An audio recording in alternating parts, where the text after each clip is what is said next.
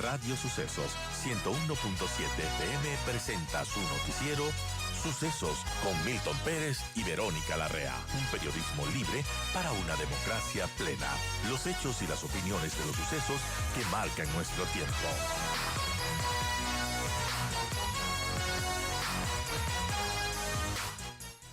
¿Cómo podemos tomar esta noticia, José Abel? Bienvenido, gracias por acompañarnos. Y bueno, podemos contentarnos con esto que, bueno, la economía se ha recuperado. Buenos días, Verónica, y buenos días a toda su estimada audiencia. Eh, la economía muestra signos de recuperación frente a lo que tuvimos en el 2024, que fue una caída del 2%. Y en los últimos meses que hemos tenido a partir de las elecciones, obviamente con el mejor clima político que existe, con la mayor sensación de estabilidad, todos los ecuatorianos aspiramos a que efectivamente se dé esa recuperación. Existen amenazas que tienen que ver con esta situación de los posibles apagones. El gobierno ha negado que existe ese riesgo de apagones. Pero sin embargo, muchos analistas también lo negaban, ¿no? Y pasó. Es correcto, pero bueno, esperemos que hayan mejorado su forma de comunicación y que realmente pues sea como están diciendo, aunque también muchos analistas, especialistas en el tema, han señalado que hay un déficit de alrededor de 1.000 megawatts, 1.100 megawatts, y eso tiene un costo para el país, y es que ya incluso, aunque no haya apagones, ya las actividades comienzan a frenarse, ya la inversión comienza a frenarse porque nadie va a invertir, o muy pocos empresarios van a invertir si esperan que tener 3 meses en los cuales va a ser complicado producir a partir de esas inversiones.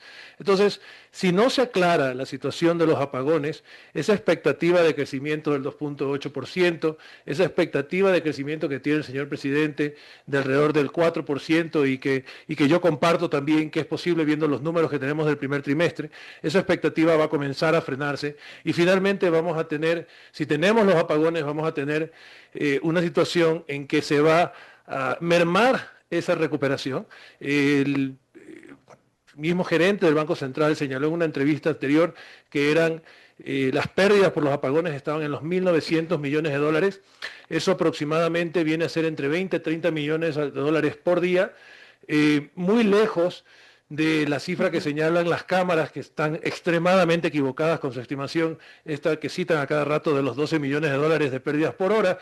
Claro. Eso no existe, eso debería ya salir del discurso de las cámaras porque realmente les hace quedar mal a sus representantes. Y yo estoy más de acuerdo con esa cifra de 1.900 millones de dólares. Pero 1.900 millones de dólares viene a ser el equivalente a una pérdida del 1.6% del PIB. Entonces, si estábamos hablando de un crecimiento de 2.8 y hay apagones, quiere decir que el crecimiento va a disminuir al 1.2% y vamos nuevamente a sentir esa crisis económica que sentimos en el año 2024. Para sus estimados oyentes, 1.900 millones de dólares viene a ser el equivalente a 60.000 empleos, ¿sí?, que se podrían perder si es que viene el tema de los apagones, como sucedió el año pasado, a fines de año, que se perdieron casi 150.000 empleos. Lo de los apagones es gravísimo, pero también es gravísimo, José Abel, el tema del déficit fiscal, que lamentablemente pues no ha mejorado. De hecho, entre enero y mayo de este año, el déficit fiscal de nuestro país alcanzó 1.306 millones de dólares. Esto es según el análisis del Centro de Investigaciones de Colegios de Economistas de Pichincha. Esta es una noticia reciente que se publica. Y bueno, con ese déficit fiscal es difícil que el gobierno pues tenga margen para hacer cosas. En realidad, el gobierno tiene exactamente muy poco margen para hacer cosas. De hecho, no solamente es la calidad del gasto o el tipo de gasto que tiene que hacer, sino que también va el problema por el lado de los ingresos también. Hace pocos días salió en un diario local, salió que efectivamente cómo se está financiando el gobierno. Y se está financiando, aparte de los tributos, se está financiando no con los préstamos que hacen las multilaterales, sino que se está financiando con el dinero que consigue principalmente del IES. Comparando el año 2024 con el año 2025, el presupuesto reconoce que si se levantaron 2.800 millones en el año 2024, hasta abril, hoy se han levantado 4.000 millones de dólares. Ahora también, acuérdense que salió la noticia que el gobierno había pagado al IES. ¿sí? Y Claro. que había pagado 1.200 millones de dólares. Efectivamente pagó deudas atrasadas, pero volvió a sacar la Sigue, plata claro. al día siguiente posiblemente, y entonces hoy por hoy tenemos que el IES ha entregado 4.000 millones. Además, se ha bajado del presupuesto todo lo que tiene que ver con el aporte del 40% que tiene que hacer el Estado a los jubilados, y eso significa entonces que ha habido una disminución de ese aporte, Ujú. con lo cual vamos a tener una situación complicada, o cada vez más complicada, como ya sabemos, por el lado del IES. ¿Cómo se está financiando entonces el gobierno? El gobierno se está financiando no consiguiendo los préstamos de las multilaterales, sino que no están llegando, solamente han llegado 100 millones de dólares hasta abril de este año, y se está financiando en casi más de 1.000 millones Wow. con respecto al año anterior, se lo está financiando de fondos del IES. ¿Cuál es el problema de eso? Porque quizás no hay ningún problema, Es una bombita de porque, tiempo. a ver, nuevamente vuelve a deberle dinero al IES. El IES debería estar relativamente tranquilo porque quien le debe es el gobierno está pagando unos intereses sobre ese dinero, ¿verdad? Ujú. Entonces, pues debería estar tranquilo, pero el IES además tiene su rol también y tenía su rol hace algunos años en que era un gran jugador o el principal jugador en el mercado de valores ecuatorianos, que es la alternativa de financiamiento frente al sector financiero para las empresas privadas. Entonces, si las empresas, si el dinero se lo lleva el Estado, pues no habrá dinero de parte del IES para inversión en las empresas privadas. Importante información, son las 7:30 y comenzamos con José Abel de Fina, él es analista económico. Hablamos de la situación económica del país a propósito de una noticia que dio el Banco Central de que ya la economía está en recuperación, al menos dejó la recesión. Y claro, la economía es cíclica, nos contará ya José Abel. En todo caso, lo que sí es bastante preocupante es que tenemos el déficit fiscal más alto de los últimos 10 años y bueno, obviamente el déficit es cuando un estado gasta más dinero del que recibe, es decir, no llega a fin de mes, es como que una familia pues gana 1.000 y gasta 2.000 más o menos. ¿De dónde puede sacar esa plata? Si decimos que, bueno, tiene algunos préstamos con los multilaterales, vienen más préstamos, ya nos han subido el IVA, se están afrontando además múltiples crisis de inseguridad, de energía, como ya lo conversamos. ¿De dónde puede sacar más plata? Realmente es una situación muy complicada. De hecho, el problema de los préstamos de los multilaterales es que no son préstamos sino para cubrir otros préstamos. Lo que Claro. nos están prestando es para que aquello que se vence podamos pagarlo. Es decir, es como, hablando de la Claro, familia, es como que el banco le preste, le diga, oye, yo sé que no llegas a fin de mes porque me tienes que pagar. te Bueno, sigo aquí tienes, prestando. te voy a dar lo suficiente para seguirte prestando, ¿verdad? Eso pone un condicionamiento porque seguimos complicados y condicionados también a cumplir con los lineamientos de los multilaterales, este ajuste fiscal. Y sí ha habido una reacción por parte de la comunidad inversionista a nivel internacional, que son quienes, algunos de ellos tienen los papeles de deuda del Ecuador, y es lo que hemos visto que ha bajado el riesgo país.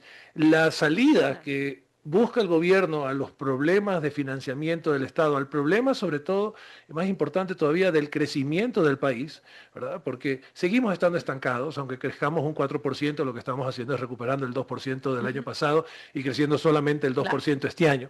Por lo tanto, seguimos estancados, por lo tanto, faltan motores para del crecimiento. Las exportaciones han ayudado a que no solamente haya crecimiento en el país, o sea, no se sienta tanto la crisis del año pasado y que haya recuperación este año, sino que también ha ayudado a que se financie Ujú. también con tributos, a que se financie también el presupuesto del Estado, ¿verdad? Claro. Pero esa recuperación de las exportaciones le falta todavía. Entonces, y no existe, y los préstamos que se están consiguiendo no son para invertirle como país a ese crecimiento de las exportaciones, no son para invertirle como país a ese crecimiento del mercado interno, de la producción interna, sino que son para pagar deuda. Entonces, ¿dónde está la tabla de salvación aquí? Posiblemente está, y es lo que muchos planteamos, está en aumentar las exportaciones, está también en la inversión extranjera. Ahora, la inversión extranjera no va a venir con los niveles de riesgo país que tenemos en la actualidad. Estamos No. un poquito por debajo de los 900 puntos, ¿sí? Lo cual hace inviable, porque hace muy caro el dinero los inversionistas no vienen con ese nivel de riesgo país. Entonces, para que esa inversión extranjera, aparte de los buenos oficios del presidente, aparte de la gestión que tienen que estar haciendo los ministros y funcionarios, aparte de la gestión que tienen que hacer también y coadyuvar en esto la empresa privada, porque debe participar también en esto, Claro. aparte de esa gestión, es necesario bajar ese riesgo país, hay que hackear ese riesgo país, hay que conseguir que salga alguien a ofertar por ese papel de deuda, ¿sí? Que hace el riesgo país, y entonces que de esa manera baje el riesgo país a niveles aceptables para el inversionista internacional, que sería entre 300 y 400 puntos. Estamos todavía muy lejos, a 900 puntos estamos muy Eso lejos. que llegamos a los 2000, pero bueno, ya estamos bajando. Correcto, llegamos a los 2000, ¿verdad? Yo quizás estoy viendo el vaso medio vacío todavía, ¿verdad? Y no medio lleno. Estamos mucho mejor, pero el Ecuador sí ha tenido niveles de 300, 400 puntos. Debe el Ecuador buscar una forma de hackear ese riesgo país, que sería competir por esos papeles de deuda, o que alguien o que un inversionista internacional compita por esos papeles de deuda del Ecuador y haga mejorar ese riesgo país para que sea mucho más fácil, porque no es ningún jardín la negociación con los inversionistas internacionales. Cuando tienes un riesgo país de 900 puntos es realmente complicado. Así es complicada la situación pese a las buenas noticias que nos da el Banco Central.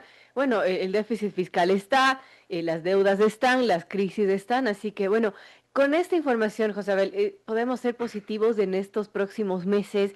¿Qué podemos pensar? ¿O el gobierno tendrá que necesariamente hacer una reforma tributaria o quitar los subsidios o hacer algo para que, bueno, tenga más margen para invertir?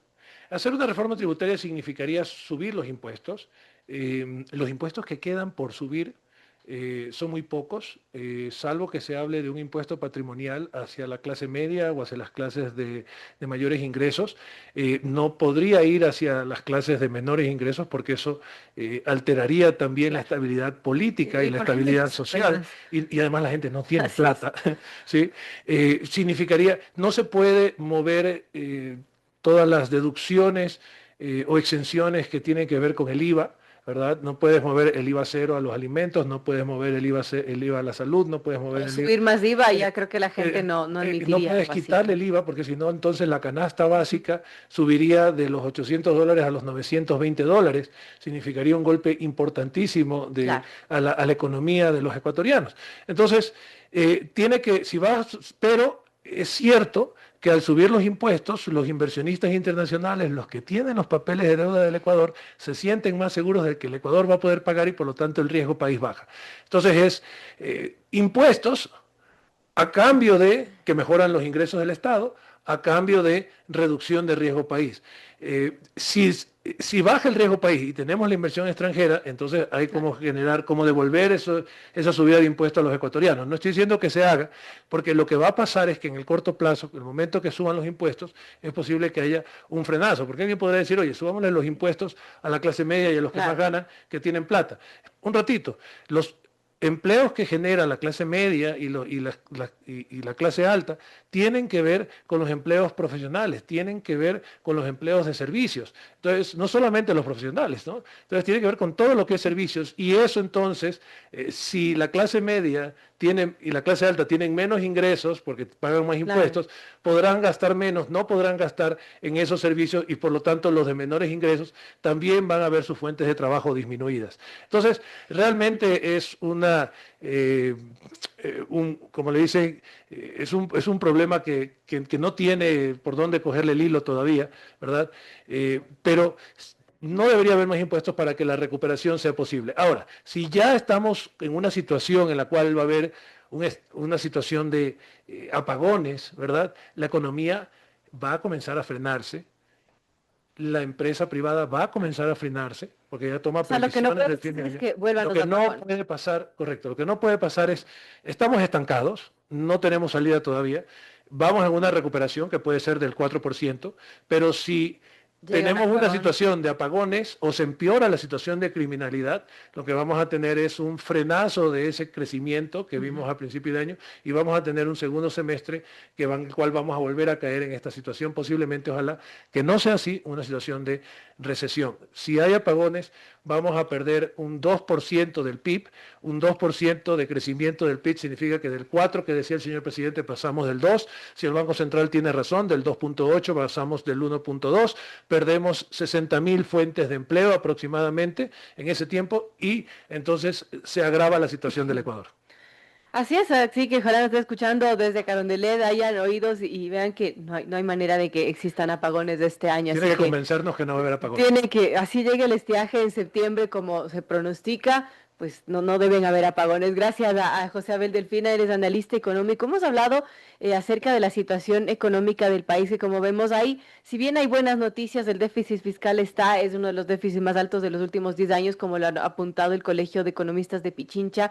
Y bueno, el margen es reducido de las cosas que puede hacer el gobierno. De todas maneras, bueno, seamos positivos, veamos ese vaso medio lleno, como dice José Abel Delfina, y veamos qué sucede en esta segunda mitad de año, que bueno, dependemos mucho de cómo está la situación también del estiaje, de la criminalidad, pero esperemos que todo vaya recuperándose y que bueno, la gente también pueda reactivarse, ¿no? Que eso es lo que necesitamos. Así es, eso es lo que necesitamos. Bien, Muchas gracias por la invitación. gracias por esta entrevista, José Abel Delfina, analista económico.